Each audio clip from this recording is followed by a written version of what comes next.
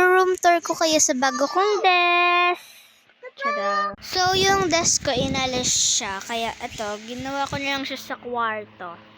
Yan. Unan, ginamit ko para medyo white siya. Magiinuman daw mamaya. So, room tour ko muna kayo. Ito yung binigay sa akin ng ate ko. Pinalitan ko muna yung aking damit. Para ano. Oh, eto guys. Diba guys, kanina wala siyang t-shirt. May t-shirt na. Ganda na. So, papak tayo ng order later. Yeah! So guys, i-room tour ko na kayo.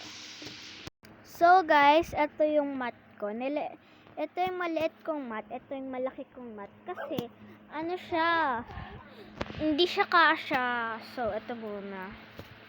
Ito naman, yung aking binigay sa akin ng ate ko. Yan. Nilagyan ko siya na lamo cards kong old. Tsaka tong binili sa akin ng ate kong binis. Tsaka tong card, dinisplay ko lang siya dito. Gagamitin ko din yan next. Alam nyo na din to, room tour ko na din kayo dati. Clean up ako ng clean up. So, alam nyo na to. Wala pa akong laman na alcoholan.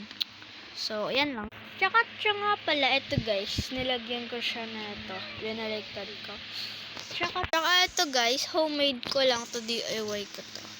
Dito ko nilagay yung color ko. Si Jollibee yung stickers ko.